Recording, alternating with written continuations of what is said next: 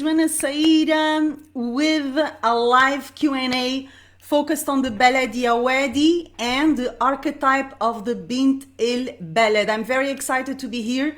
I've been struggling, man, with technology. This has been a very challenging time on so many levels. And the spirit of the Awadi, the spirit of Baladi actually has pulled me through. So I was supposed to have delivered this live Q&A session on my YouTube channel, and my YouTube is going crazy on me. So here I am temporarily on Facebook answering questions from dancers from all over the world around the themes of the Baladi Awadi and related themes. So today I'm gonna answer a few questions, some of the most interesting questions I've received around the Baladi Awadi and the Bint el Balad, which is a concept that is so central in the practice of Egyptian dance, not only for the Baladi Awadi, but I would say for all styles within Egyptian Oriental and Folkloric dance. And next live, which I will be announcing very soon, will also happen here in my profile, Joana Saahirah's profile, while I get sorted out on my YouTube channel, inshallah, hopefully. Now, you're welcome to join me, guys. Share your questions as we move forward. Although I'm here to answer beautiful questions I've already had received, it doesn't mean you cannot tell me what you want to know. So we're here sharing the comments, what you would like to know about the Baladi Awadi. Any curiosity, anything you would like me to answer, to comment, and I will, if I know it, of course. And I will be happy to see what do you want me to tell you about this fabulous subject, okay? Like this live and share it with your dance peeps so that more dancers can enjoy the content I'm going to share. And just say hi, drop by and say hi if you're watching me, okay? Now, before I dive into the Baladi Awadi and the Bint el Balad, let me introduce myself for the ones who don't know me. I'm a world-renowned Oriental dancer, teacher, choreographer, author, and I'm also the creator of the pioneering Joana Saahirah's World and Joana Saahirah's Online Dance School, delivering authentic Egyptian dance, personal discovery, and empowerment. And now we dive into the Baladi Awadi, a style, a traditional structure that I totally fell in love with when I first started to perform in Cairo. I've already told this story, but let me give you a little background on the Baladi Awadi. At the time I moved to Egypt to start my career, the Awadi was not cool, okay? Now it is. But at the time, it was not. It was something that you would see in Baladi places. So in a little lower social background places, if you know what I mean. Not in the five-star hotels, not in the sophisticated venues, because the term Baladi applied to everything is always surrounded by different connotations, positive connotations and also negative connotations. So Baladi is everything that is related with Balad, from el Balad. Yani Balad is the homeland, your country, the place where you come from, right? So the term Baladi refers to something authentically Egyptian, but the Egyptian of the common Egyptians, which are the majority of the population in Egypt, which come from a lower social background. It doesn't mean they're less rich in terms of humanity, intelligence, creativity. It just means they have less money and they live in less privileged places. So their way of life, their Baladi way of life, is sometimes looked upon, okay? Also, Baladi can be referred to a specific kind of person or even a specific kind of character or education. So someone who speaks loud, this is usually associated with Baladi in a nice way and in a not so nice way. So the term Baladi is so rich and it has so many layers and connotations. Oh my God, it's really, really fascinating.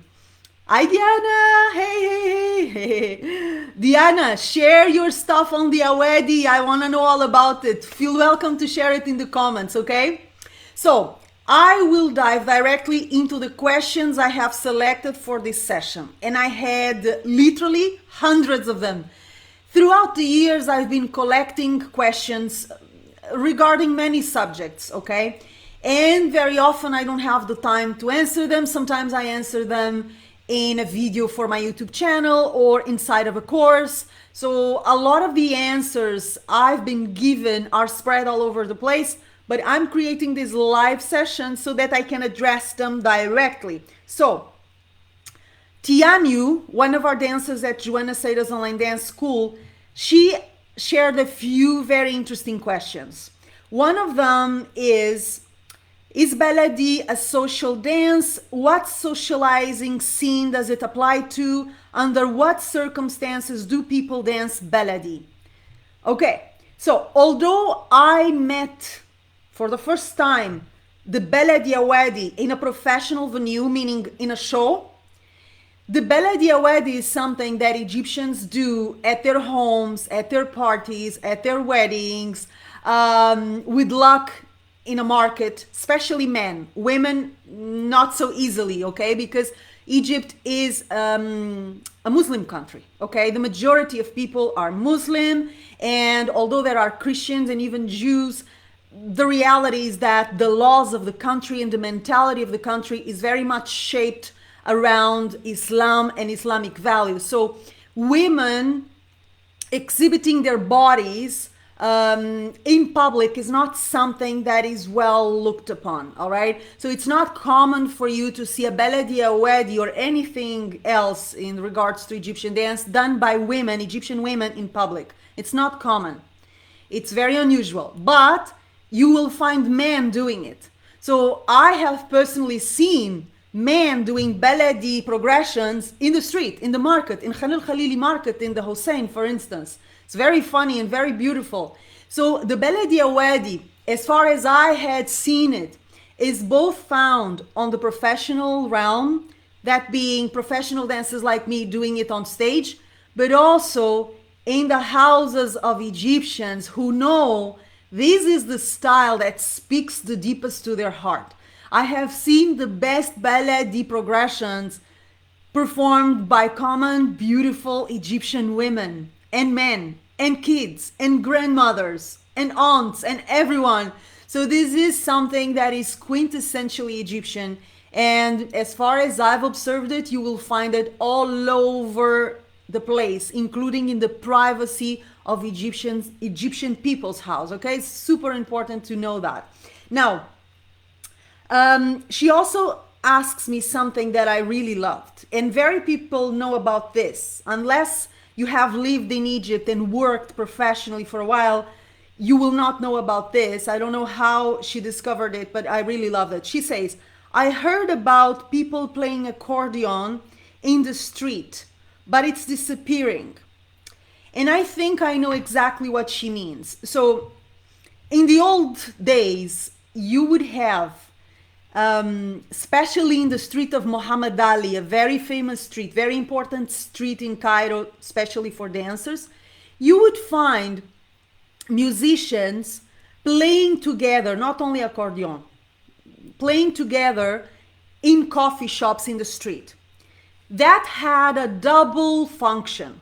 The first function was to gather after they finished their work, waiting for possible gigs to come during the night. So there was always the hope, and there is still, because these coffee shops still exist, okay? Not in Muhammad Ali anymore, but in Shal al-Haram, for instance, in the Haram Street, the street that takes us to the pyramids of Giza, the famous pyramids. So the musicians would gather, and they still do, in different ways, different places, to wait for possible gigs after their main gigs throughout the night. At the same time, because Egyptians love music, and this is something you gotta learn. This is one of the things I love the most about Egypt, is that you will find musicians playing for the sake of the pleasure of playing. So you don't need to have a gig or be paid to play. If you're an Egyptian musician, chances are you really love music. And I mean, you breathe music, you eat music. So it is not uncommon to see Egyptian musicians playing for fun. All right. So these places, usually Baladi coffee shops, what we say El Ahwa Baladi, Baladi coffee shop in the street, with tables, with shay, with shisha, sometimes with shishbish, yani el backgammon, and they would play, they would improvise, they would chat, they would see if other gigs would come or not. Even if they didn't come, they would spend the night smoking their shisha and exchanging news, because musicians know all about everything, all about other dancers and everyone. They are the messengers, the postmail of Cairo. And they would play for fun. They would play because they love it. I love Lynn. Hey, hey, hey. Hi from Philippines. Hi from Portugal. I'm in Portugal right now. Feel welcome to share your questions about the Awadi if you would like, okay? So, there is still a very famous coffee shop where this happens. It's called El Ahwa El Tigara, which is in Shar El Haram, so in the Pyramid Street.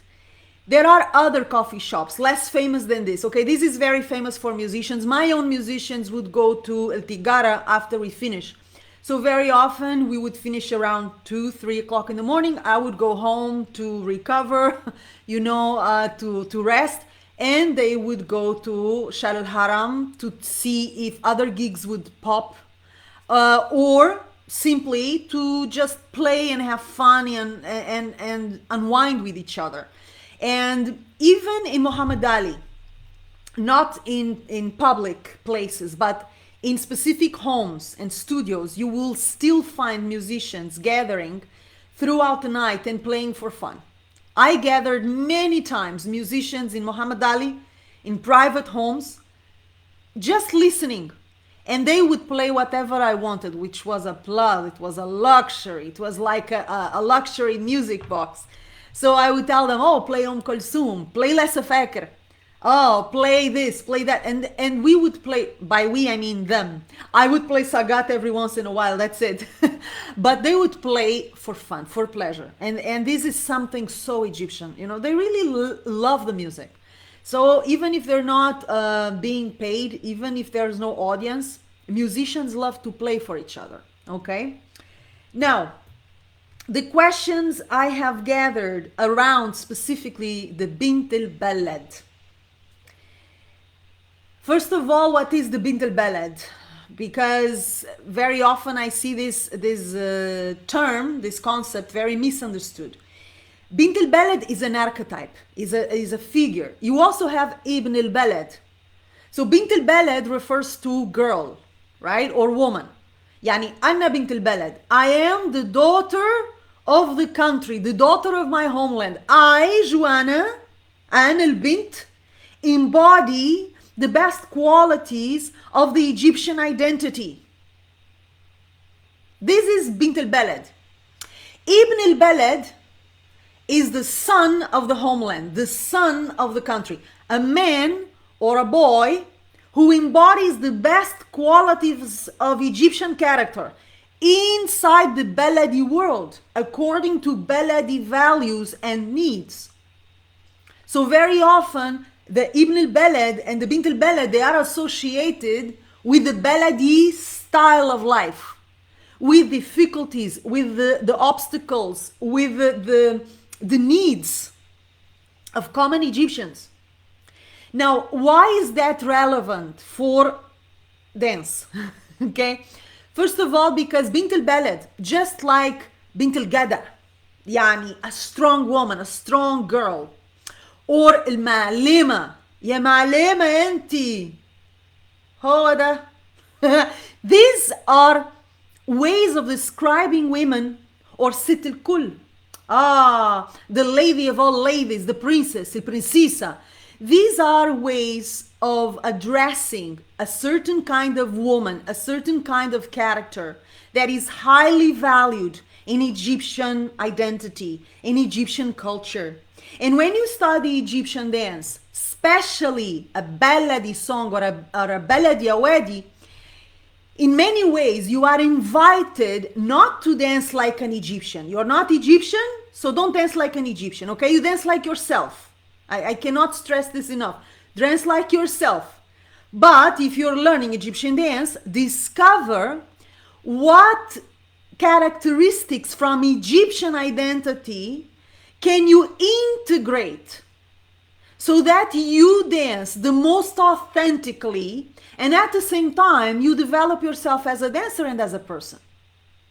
So the goal is never to mimic an Egyptian woman, okay? Not even Egyptian women very often look like Bint el Balad. Not all Egyptian women are Bint el Balad.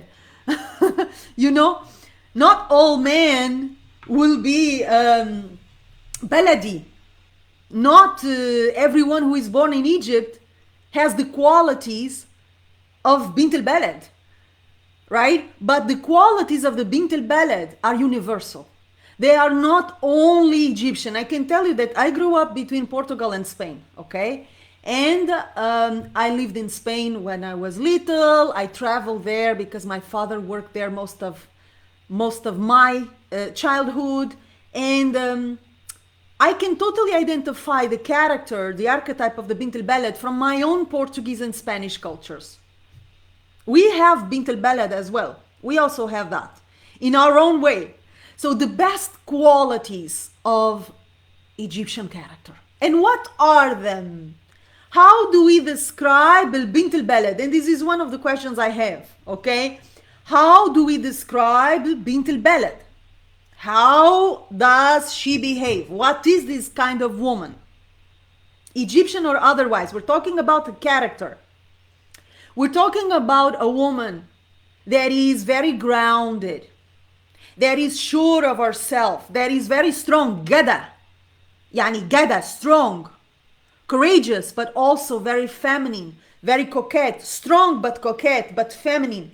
A resourceful woman, ya bint. Yani eh, what is resourceful? You know how to be creative with what you have. If everything you have is a stone and a stick, you will create a castle with a stone and a stick. Why? Because usually for the most cases, in the real life of real Egyptians, the majority, people have very little. And this is where knowing the culture is important and knowing the reality is important. What is the Baladi world? Is it a privileged world? No, it's not. It's a world where many people don't know if they are gonna eat tomorrow or after tomorrow. So it is a world of survival. It is a world of a lot of difficulties and limitations and traditions. And a Baladi woman usually is an adaptation to that environment. Or a Baladi man also. Men are also under pressure, different kinds of pressure, okay? So she's resourceful. She's creative. She's very generous, but she also knows how to set limits and boundaries. She's very sensual, but she's also maternal. She's a sister of her sisters. She's the woman who will support other women and help them and stand by them because she's self-confident enough to do so. She loves her body, her hips, her womb, her femininity. Even if her body does not correspond to the standards of anything, she has this pride, you know. When I think about Bint el Balad, I think about Fifi Abdu, guys. Fifi Abdu is like, first of all, the best Baladi Awadi I've ever seen in my life, from Fifi Abdu. Also, she is a Bint el Balad, وبنت الجدة كمان, ومعلمة. Oppa, she's معلمة. So if you look at Fifi Abdu, you get a feeling of what this archetype represents. Now, Diana says, sounds like you are describing some of my Italian relatives. Exactly, Diana, but you see, the question, as I was telling you, is that we often feel like, okay, in order to integrate the Bint el Balad, I have to mimic Egyptians, I have to copy Egyptians. And we don't understand that these concepts are actually universal. So in Egypt, we call it Bint el Balad, but You also have it in your own culture, in your own country, guys.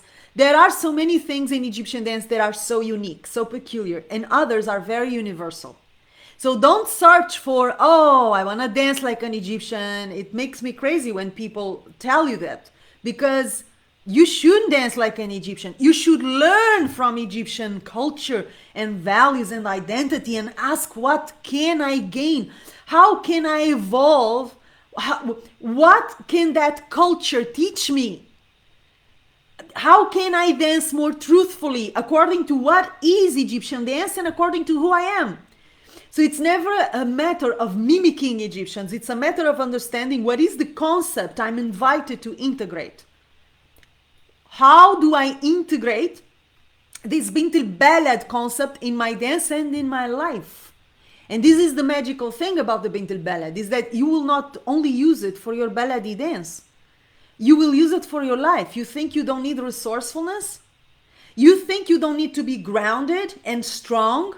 You think you don't need to evolve, to develop your sensuality and your femininity? You think the qualities of the Bint el Balad are just for dance? Think twice. My coffee. No, the Bint el Balad is for life. The Bint el Balad is for life. Okay? Now, how can I be sure I'm representing the Bint el Balad correctly? This is another question from Susan, one of our students at Joana Saahirah's online dance school. It's a good one. How can I be sure I'm representing the Bint el Balad correctly? So the same question could be said in relation to Baladi style. How can I be sure I'm representing the Baladi style correctly? Or how can I be sure I'm representing Saidi correctly, a folkloric style, or Nubian, or Bedouin? How can I be sure I'm honoring Kulthum's music when I'm dancing an Kulthum piece? How can I be sure, right? Because we are dealing with a dance that is not from our culture. And even Egyptians, okay? They don't necessarily know how to do these things. Just because you were born Egyptian, it doesn't make you a fabulous, well-informed dancer. You know? So, of course, if you are born Egyptian, if you were raised in Egypt, all these cultural references have been there from the beginning for you. So you have more information, but information is not action. I can know all about the Bint el Balad and not be a Bint el Balad. Be totally unable to embody that.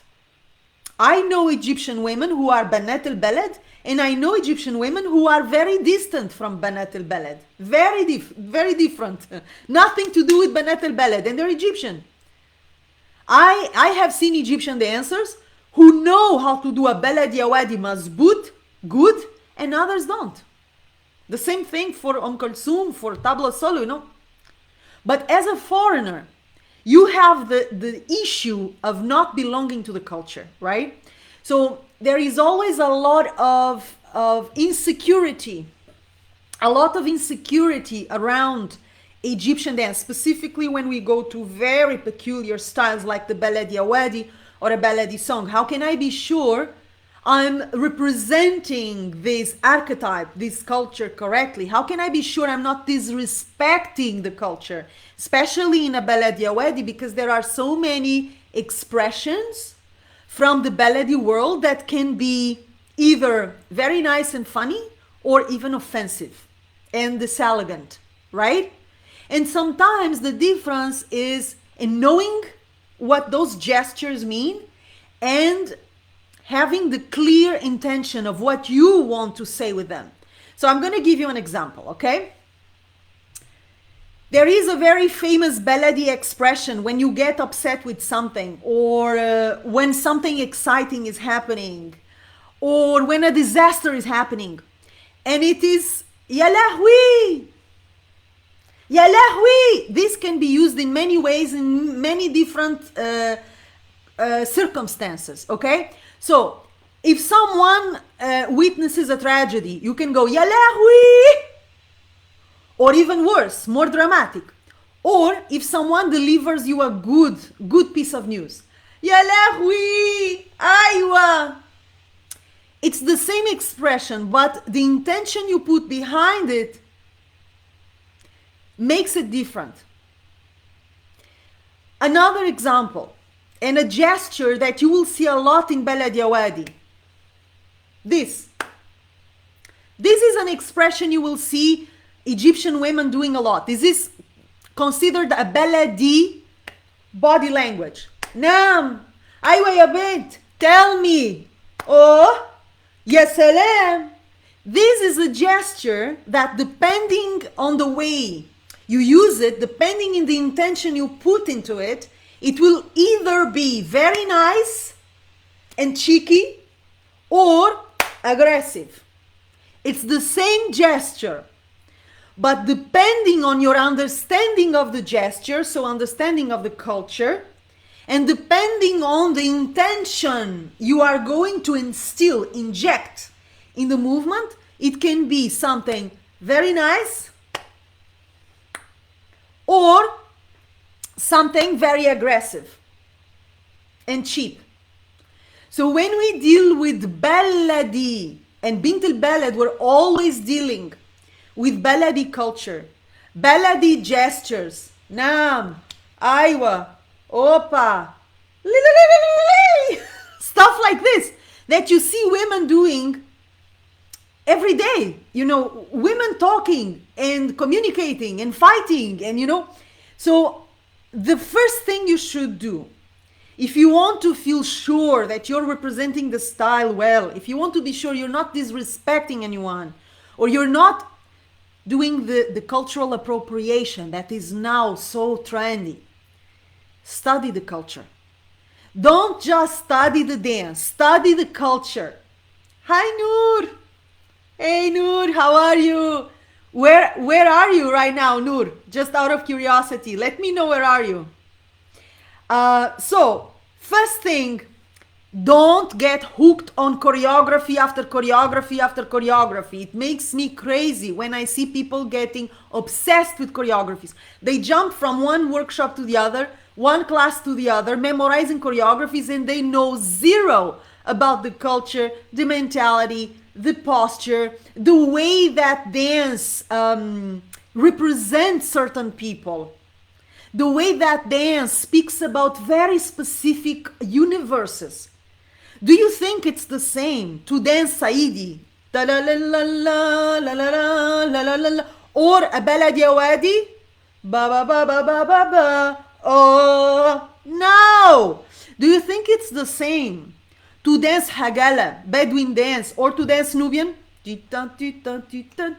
No, it's different because they come from different subcultures inside Egyptian culture.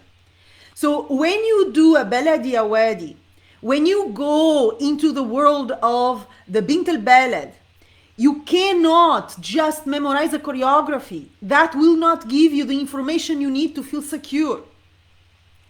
You need to know a little bit about the culture. Who are these Banat el Nil? The girls, the daughters of the Nile. Who are El Banat el Balad? Who are these women? What do they represent? What can they teach you? What kind of personal characteristics? What part of their character can they offer you? This is the best homage that you can do to Egyptian dance in Egypt. And it's the first thing you gotta do to feel secure, okay? Also, listen to the music. I say this so many times, and man, this is a key. And it sounds so obvious. And nobody does it, or very rarely. Joanna, listen to the music. How can I be safe just listening to the music? I don't mean the only thing you're gonna do is listening to the music, but the music gives you a lot of information about the style. So you gotta know the technique of that style. If you're using choreography, work on the choreography. You gotta know the culture, the character, the identity, the mentality, the posture behind that style. Who are these Banat el Balad? Mean Oma. Yani who are them? How do they look like? How do they live? How do they talk? How do they walk? How do they eat? You gotta be curious. but you also gotta listen to the music, because the music will give you so much information. So much information. The music is your best creative partner. I repeat this till oblivion. The music is your best creative partner. It is. It is. So there is so much information about the style that comes from the music. If you care enough to listen and to allow your instinct to work, right? When you do a Baladi Awadi, you have the accordion at the beginning, right? You have this beautiful taksim, only you and the accordion. Da di da di da la di da di da da di da di da. How does the accordion guide you? Where does it take you? The sound of the accordion is telling you stuff, is guiding you, is telling you a lot about the style if you listen. And then when the tabla or darbuka gets into the conversation, and then eventually other percussive instruments, the hola, rik, duf, sagat, perhaps, tora, whatever. How do those instruments speak with you? Where do they take you? What is the invitation of those instruments? And this is something that you only do here. This is not something a teacher will give you necessarily. Okay, teachers can create the circumstances and the space for you to listen. You know, teachers can work on your musicality for sure, but they cannot listen for you in your place. This habit of paying attention to the music is something you can do by yourself. Every time you dance, in a classroom, in a private class, in a group course, by yourself, listen to the music, listen to the music.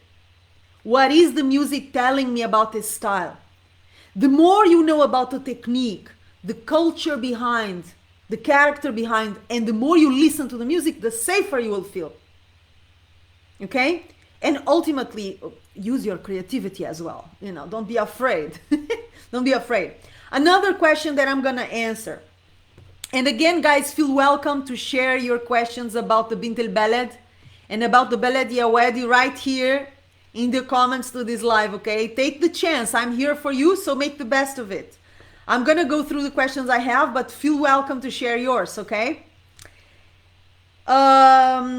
What's the connection between Bint el Balad and the Baladi Awadi? Okay, I've been asked about this many times. What is the connection? Do I need to know what is the Bint el Balad in order to do a Baladi Awadi?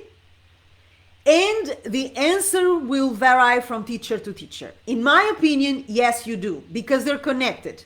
In my opinion, if you have not integrated the Bint el Balad in your character, in your posture, in your mazag, in your mood, if a part of you has not become Bint el Balad, sorry what I'm about to say, but I don't think you can do a true Baladi Awadi. This is my opinion. Okay? Some dancers will disagree with me also because I see a lot of Baladi progressions, beautifully performed technically, but they're not really يعني التم البلدي, the flavor of the Baladi مش موجود. It's not there. التم البلدي مش موجود. مفيش. No flavor. Why? Because the Bint el Balad character has not been integrated. The dancer is just repeating a series of movements that someone taught her or taught him were movements that you usually do in a Baladi Awadi. But the flavor is not there. The life is not there. The character is not there. It's like empty movement. So in my opinion, yes, you have to learn about the Bint el Balad if you want to do a proper Baladi piece. May that be a Baladi song or a Baladi Awadi, a Baladi progression. And by the way, guys, if you don't know what a Baladi Awadi is, I have a lot of nice resources available at my YouTube channel. Go there, Joana Saahirah's YouTube channel, and search for Baladi Awadi. You will find a lot of information okay, about that, including the recording of a live session I did exclusively around the Baladi Awadi. It's also in my YouTube channel. Go there. And of course, subscribe to the channel. Now, another question. What are the main characteristics of the Bint el Balad? That I already mentioned, okay? I started doing an introduction telling you what does a Bint el Balad look like? What is her behavior, right? Now, another question that seems to be of the interest of so many dancers, even non-professional dancers. Loveline, oh, thank you. Loveline is saying she subscribed to the channel. Thank you, honey. Thank you. Click on the bell, the notifications bell, so that you know when the videos are coming. You're notified about the news in the channel that way, okay? Now, the question of the clothing. What should you wear in the Baladi Awadi? Hi, Justina. She's saying she loves my accent. My accent is a mess. My accent is a chaos. It's a mix between Portuguese, Spanish, English, Arabic, French, all the languages I practice, I have to use every day practically. You know, it's a strange accent. I know. What do you wear in a Baladi Awadi? Okay? The props, the clothing. Now, if you ask me, I always liked to wear a galabeya, yani a tight galabeya. Actually, it's called the galabeya baladi. Yani it's the kind of galabeyas you will find, or tight galabeyas, lycra galabeyas or dresses you will find in downtown Cairo, in those shops for women, not necessarily for dancers. So what we usually wear in a show, in a professional venue, when we do Baladi Awadi, is as close as possible from the clothing common Egyptian women would wear if they were doing a Baladi Awadi amongst themselves. Of course, you will add the glitter, you will add, you know, sparkling, embroideries, coins. If we're talking about the stage, of course, you know, some dancers will go for more ornamented, sophisticated galabeyas, tight galabeyas.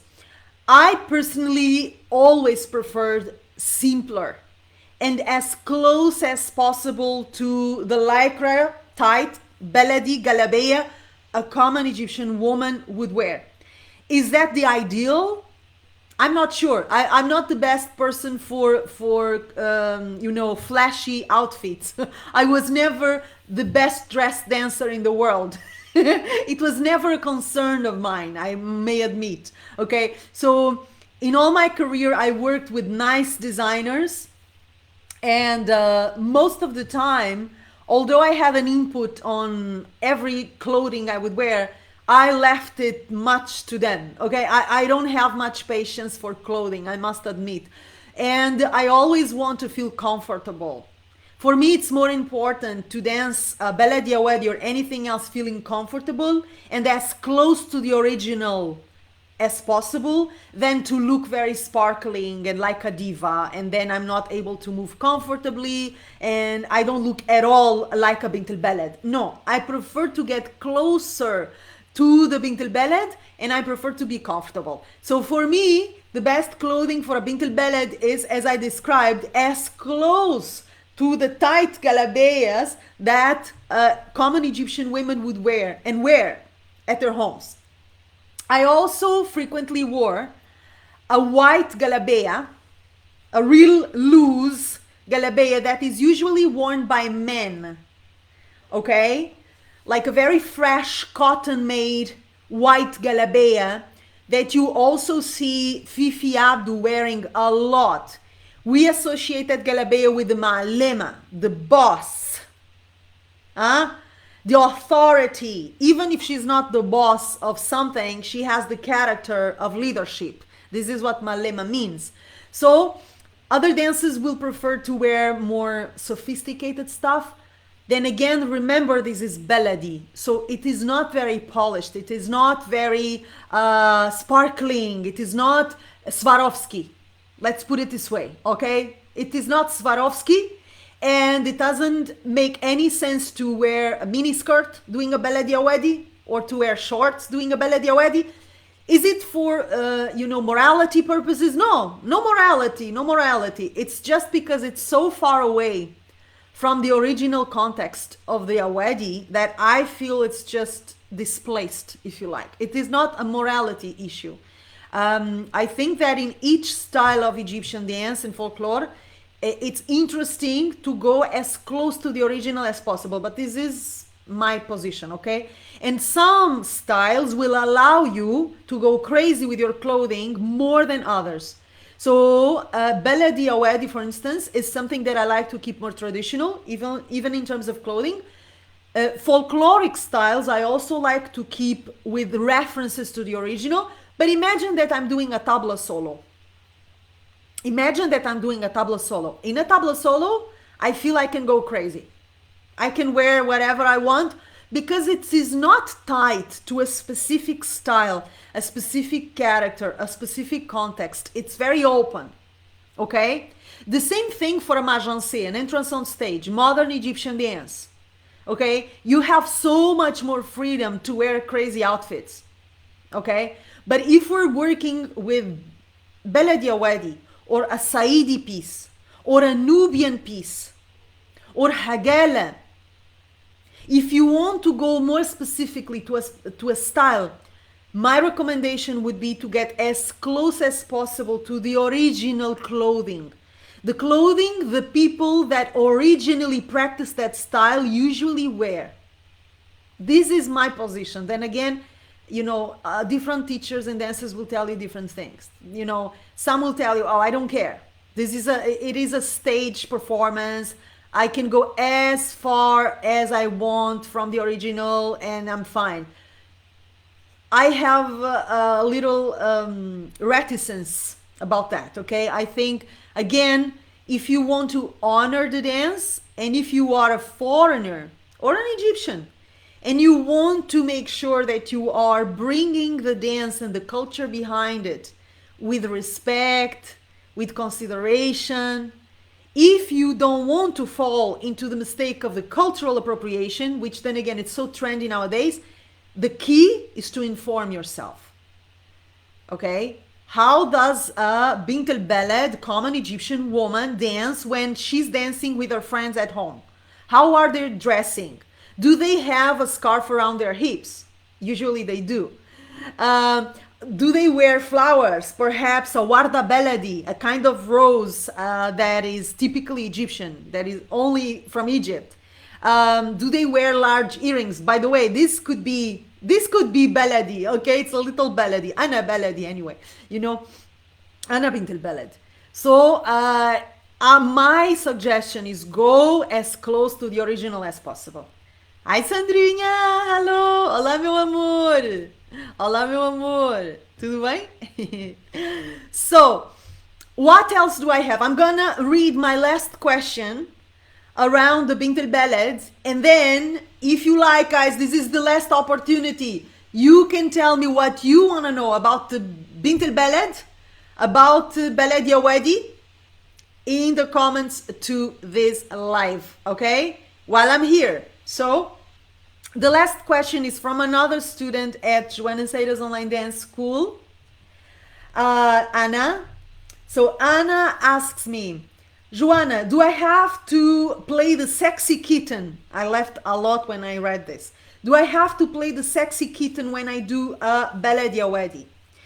I think I understand what Anna means. I mean, there is an idea, I wouldn't say around the Baladi Awadi only. I would say around Egyptian dance, what people like to call belly dance.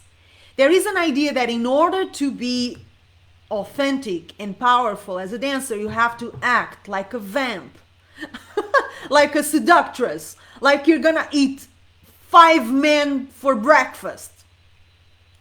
Bam, like that.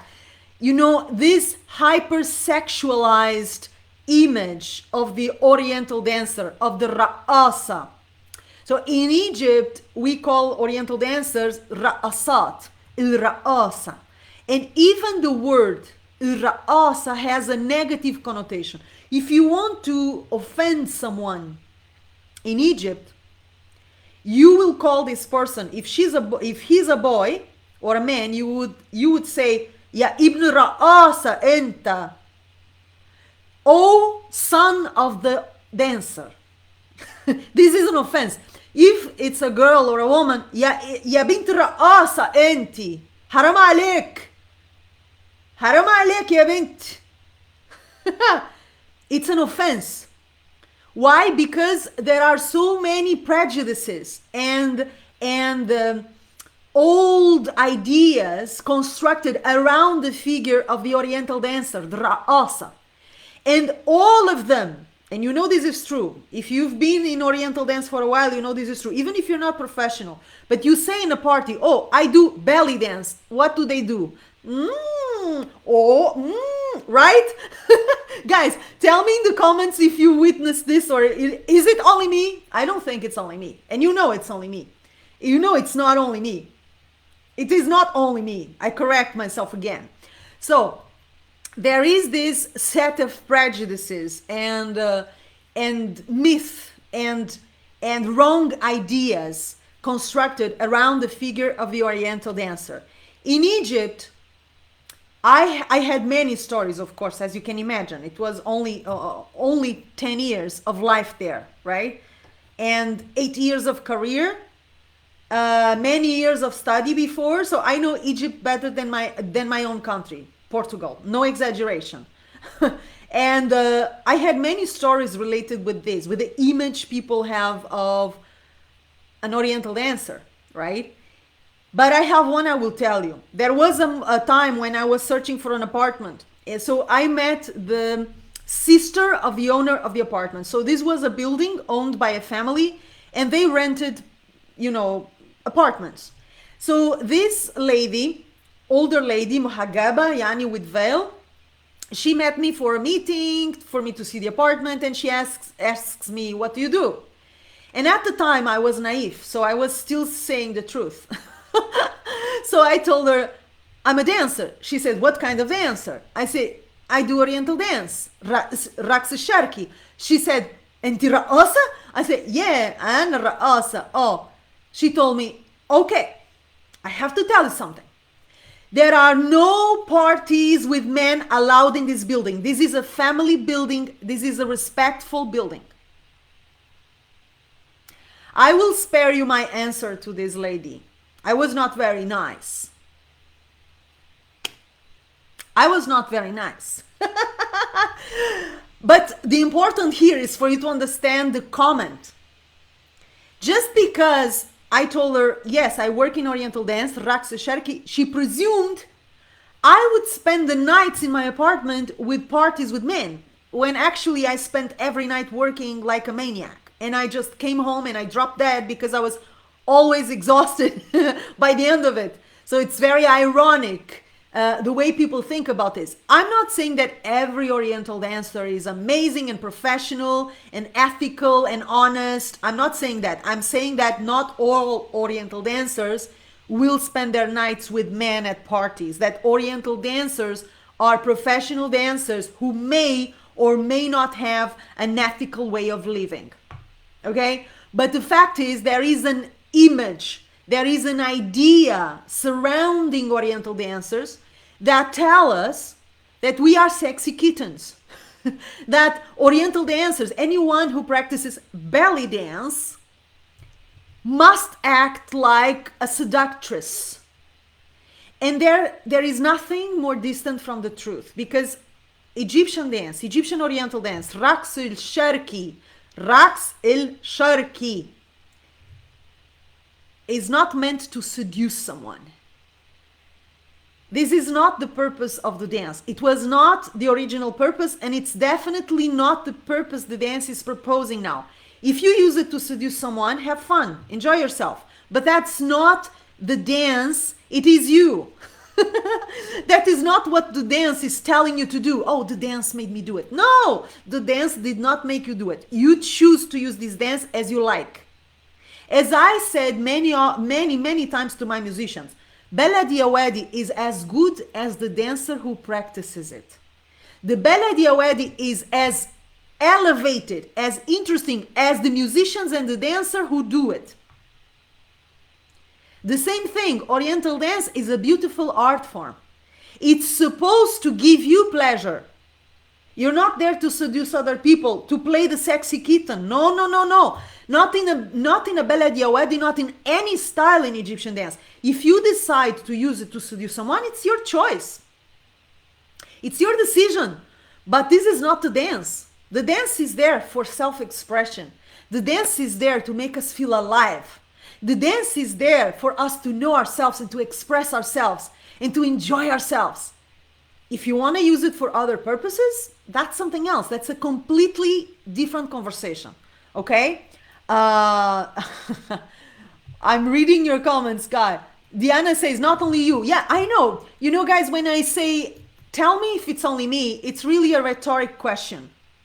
Because I am sure that everyone who practices Egyptian dance, amateurs, professionals, sooner or later, they will see what I'm telling you. They will face the, oh, you do belly dance? Oh, ooh, ooh.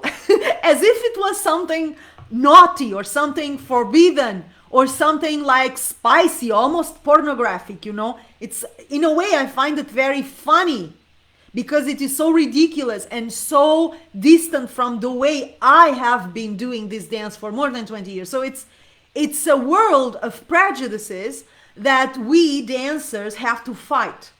Okay? So answering the question from Anna, we don't need to be a sexy kitten. You don't even need to be anything else but yourself. Now, do you need to develop your sensuality? Yes. But that, I will tell you about that in a second. Developing your sensuality, yes, you do. Behaving like a sexy kitten who is going to eat every man for breakfast, no, you don't need. It's your choice if you want, but you don't need. That's not what the dance is inviting you to do, okay?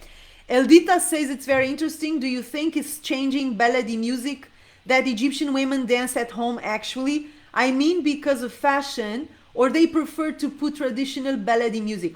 I think that, as far as I've witnessed, Egyptians love Baladi and they love Sha'abi. So these are the two styles you will see in most of the cases, from my experience, at common Egyptians' homes, right? So you will have a lot of Baladi songs, you will have a lot of Baladi Awadi, Baladi progressions, and more recently, you will have a lot of Sha'abi. This modern style of Sha'abi that we call the Sha'abi from the Maraganet, or influenced by the Maraganet, okay? And of course, you know, everything is changing in Egypt, in the world. So the dance is also changing. I think that most traditional types of dance are losing a little bit of ground for the modern Sha'abi dance, for instance. But I personally saw in many occasions women from every age doing Baladi Awadi at home, at weddings, at their parties, you know, amongst family, friends. And I've seen men as well doing it. And as I mentioned at the beginning of the session, I've seen men doing it publicly also. Okay? There were employees from a specific shop in the at the Khan el-Khalili market in the Hussein, a shop that is right next to the University Al-Azhar, very famous, one of the most prestigious universities and Islamic schools in the world, Al-Azhar. So by the side of Al-Azhar, you would have, it's still there for sure, a shop for CDs, for music. I would sit in a little bench. They would bring me shay, okay? Very sweet shay. And I would ask the employees, the men, please dance for me. And they were delighted to dance for me. And they often did the Baladi Awadi. Just for me, you know. It was very, very funny, very nice. Sandra says, yes, it is true the sexualization of the dancers in Oriental dance around the world is a constant, absolutely. And whoever tells you otherwise is either lying or has not told anyone that they practice Oriental dance. If they did, rest assured, they have seen that the idea most people make around the Egyptian dance is so much connected with this hypersexualized, seductress, sexy kitten thing that really doesn't correspond necessarily to the truth of what the dance is proposing us. Okay, Sandra says associated to seduction, to the dance of the seven veils. Exactly.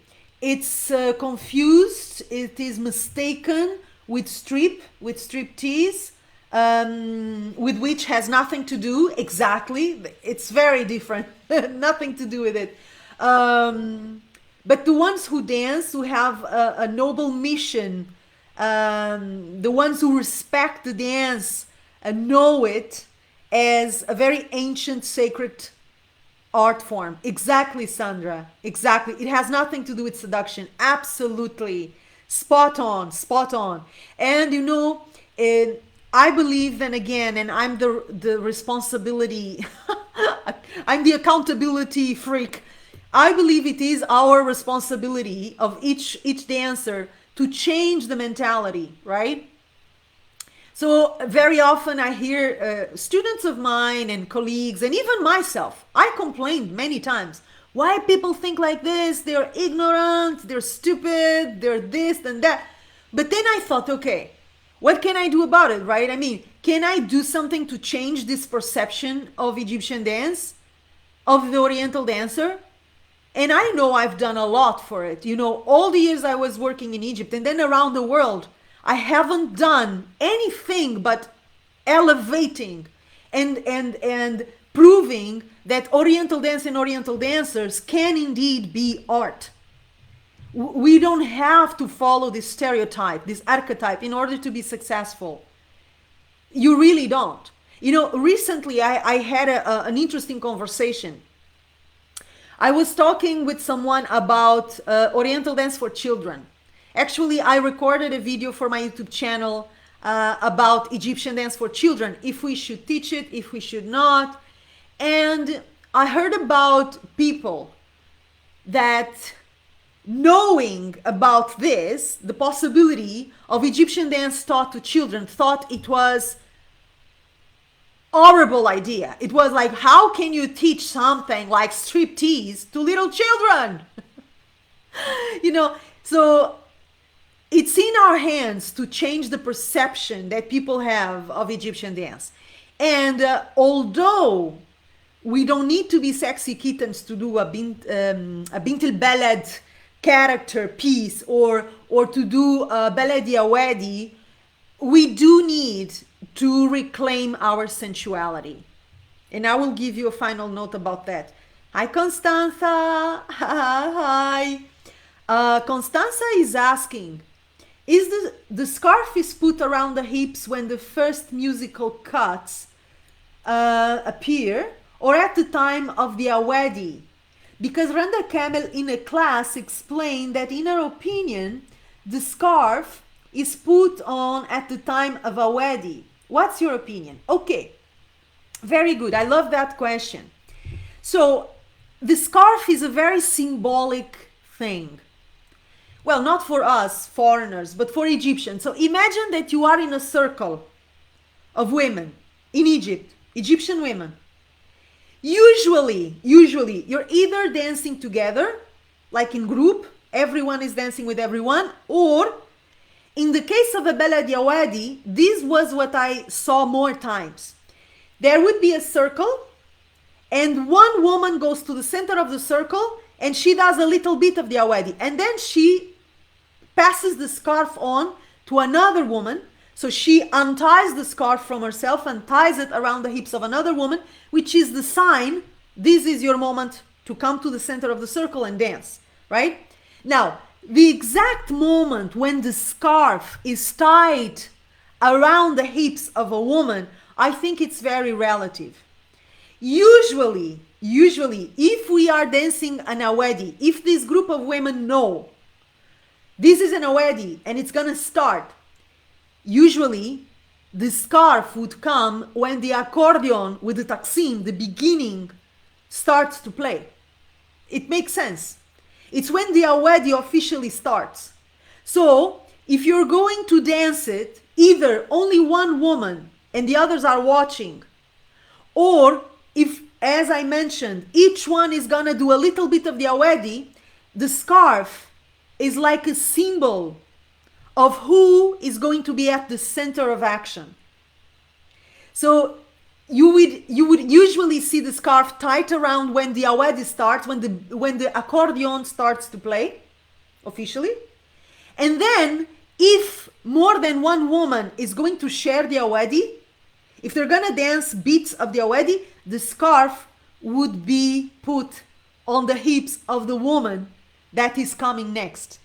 Okay? And it is highly symbolic. For Egyptian women, the hips and the womb are highly symbolic. Remember, we are talking about a country where women's main functions, and I'm not saying this is right or wrong, I'm just stating it. Women's main functions are giving children, procreating, and serving her husband. Whatever that means, okay? Pleasing her husband, serving her husband, building a family, offering her husband children, a boy, preferably a boy, at least one boy. A woman must have one boy. Of course, this is a very macho-oriented society, of course. This is a very traditional, very conservative, and also a society where women, legally and socially speaking, are not at the same stand as men. And I know many will hate me for saying this, but this is the truth, okay? I love Egypt. I love it with all my soul. But that doesn't mean I'm gonna lie about it. So if I know it, I will tell you. So the scarf around the hips is a reference to fertility. It's a reference to a specific part of the body that in Egypt, it is highly symbolic, highly valued, highly sexualized, but also very deeply connected with maternity. The ability of procreating. Even in my culture, and I'm not coming from Egypt, in Portugal we have an expression that says ancas parideiras. Yani ancas parideiras is the hips, fertile hips. And this is why round shapes in the body of a woman are highly valued in Egypt. It is not just an aesthetic thing. It is connected with fertility. It is considered that round hips, a round, abundant womb is going to be more fertile. Of course, that is not necessarily truth, not clinically, but the image of roundness around the hips and around the womb is connected with fertility, is attributed or related with those main functions that are given to women, procreation and marriage. Okay, so in the Baladi Awadi, when you tie a scarf around the woman's hips, you're doing something highly symbolic. It is not just telling her, okay, now it's your turn to dance, because you're the one who's wearing the hip scarf, right? It's your turn to shine. That's a part of it. The other side of it is, let's see how fertile you are. Let's see how sensual you are. Let's see how much creativity and zestiness and juice and power, including sexual energy power, do you carry in your hips and womb. Oh boy. And this is something we explore in the Baladi Awadi, of course, but you can explore it in a very healthy, beautiful way, or you can explore it in a very boring way, to say the least, okay? So it all depends on how you develop this, right? You're welcome, Constanza. So the note on sensuality, guys, For a Baladi Awadi, we do not need to be a sexy kitten. We do need to awaken our sensuality. For sure. For sure, for sure, for sure. So what does that mean? It doesn't mean that you're gonna play the character, oh, are you a kid? Oppa, ah, no. This is a caricature of the sexy kitten. This is a mimicry of other dancers who have not understood what sensuality is, who are playing the sexy kitten because that's what is expected of them. Don't give them what they expect of you. Most of the time, they don't know what to expect, or they expect prejudice. They expect a fantasy. They don't expect the real thing. So give them better than what they expect. Okay?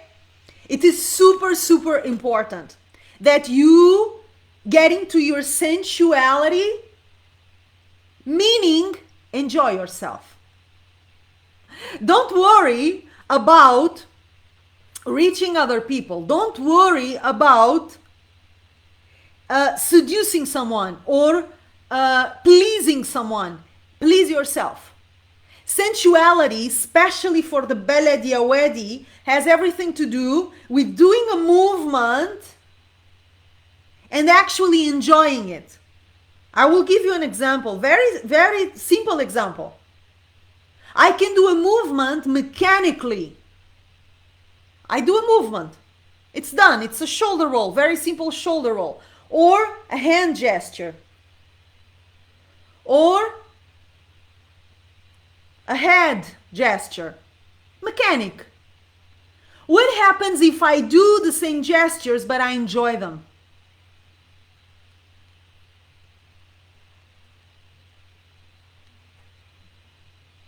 Ai, Wakeda, opa! This is sensuality. It's not because I want to please you or I want to look attractive or I want to seduce you. It's because I want to please myself. It's because I'm enjoying myself. So sensuality starts with enjoying yourself and also being very confident in your body. I already mentioned Fifi Abdu, right? For me, she's a very good example of a Bint el Balad, Bint el Gadaya Malema. She does a mean Baladi Awadi. Oh my God, I have never seen better, okay? And I'll tell you a story that I have told in different situations. When I was studying in Egypt, before I moved to Egypt, I was searching for Ibrahim Akif. Ibrahim Akif was from the family of the famous Golden Era dancer Naima Akif. Ibrahim Akif was a very famous teacher, okay? And I was searching for the best. And I knew he was one of the best. But when I searched for him, he was already very sick, so he was not teaching anymore. I went to a coffee shop where he used to go to play shishbish, backgammon.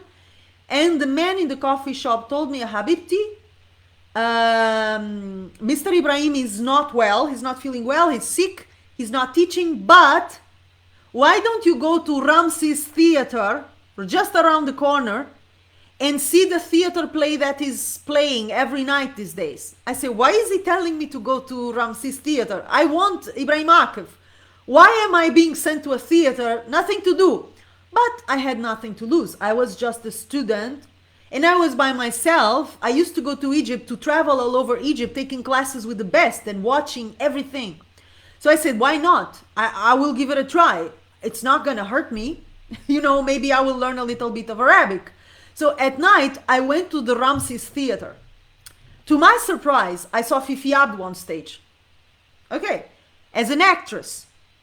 I saw the entire first part of the play. I didn't understand a word and I felt lost. So there was a pause and people were going out for tea. And I thought, okay, the theater play is over, so I'm gonna go away.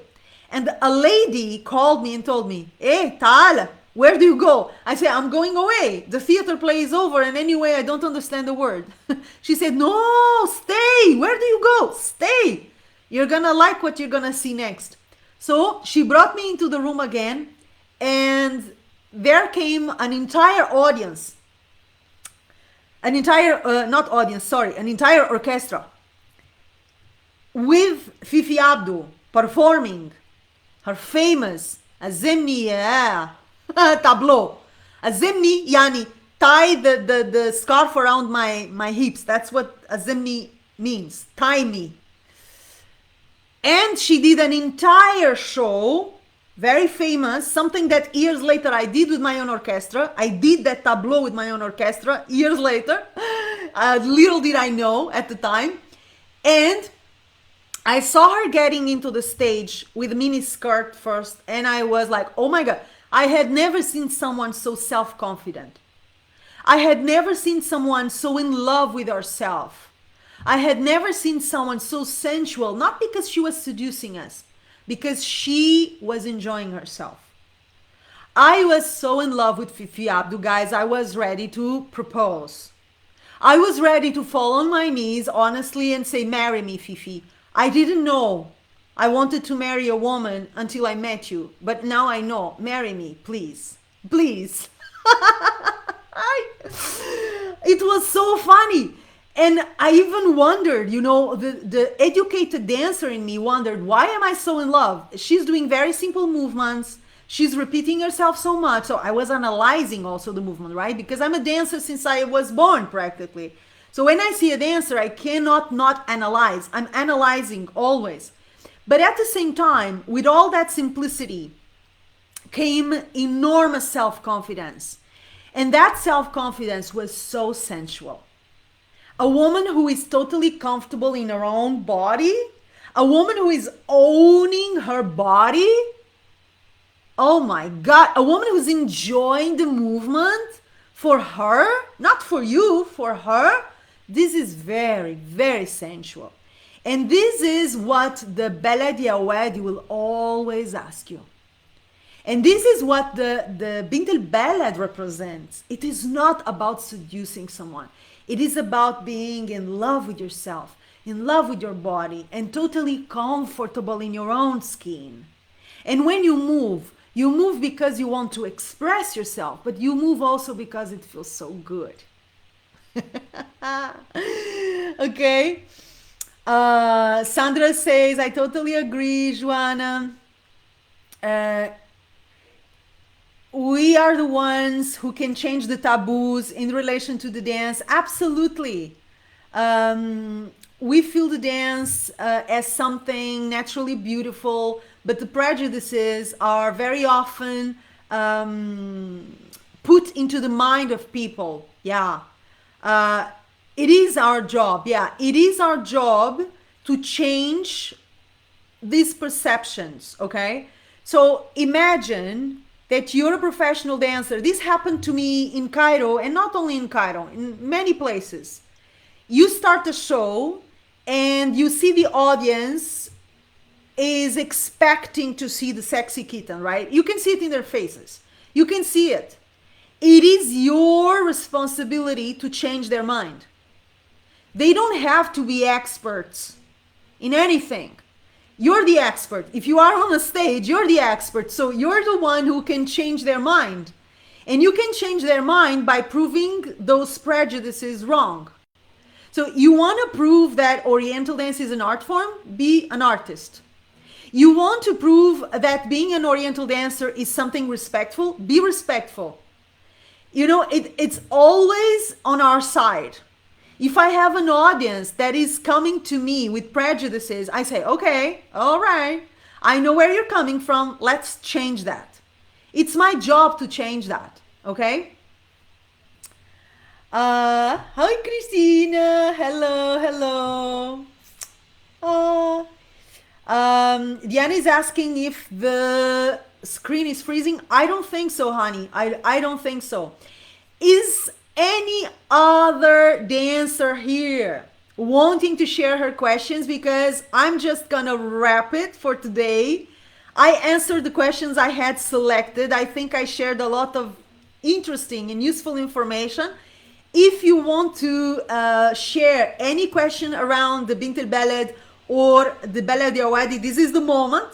Until you do that, I'm gonna invite you, of course, to see this video again if you like. I'm gonna upload it into my YouTube channel. So if you are watching this in my YouTube channel, you're gonna have Very important links in the description box below this video. I'm also gonna share these links on Facebook. I'm gonna invite you to check our new course, How to Dance a Baladi Awadi, available at Joana Saahirah's Online Dance School. We're starting this July. It's gonna be a 2-month transformational journey where I will take you from point A to point Z. I'm gonna take you from all the stages of the Baladi Awadi into an understanding of the style, but also a choreography, technique, improvisational skills, the Bint el Balad character, and how we can use all that knowledge, all that wisdom inside of this dance style to improve ourselves as dancers and as human beings. If I tell you this is the best thing I've ever done in terms of teaching, it is true. It is the best thing I've ever done. And if you do it with me throughout the 2 months, you will not recognize yourself or your dance at the end of the journey. This I promise you. So I'm going to share the link for you to know all about the course in the description box below this video if you're watching this on YouTube, or if you're watching this, the replay on Facebook, I'm going to share it in the comments, okay? Of course, I'm also going to invite you to subscribe to our newsletter, Joana Saahirah's World newsletter. I'm also sharing it in the comments or in the description box. And keep your questions coming. Our next live is going to happen tomorrow, Thursday, at the same time as today. And it's going to be a live Q&A about improvisation, which is, as you know, connected with the Baladi Awadi. The art of improvisation. I'm gonna answer some of the most interesting questions I've received so far around the art of improvisation. So come, share your questions with me live if you like, or send them to me, PM me, and tell me what you would like me to answer. Thank you for being here, Constanza, Sandra, Dita, Diana. Thank you, thank you, thank you. It was lovely to share these subjects with you. I'm very passionate, always been, about Egyptian dance. As you know, it's, I would say, my life, or a big part of my life. And it's always a joy to share the goodies with you, okay? I will see you tomorrow, guys. A big, big kiss.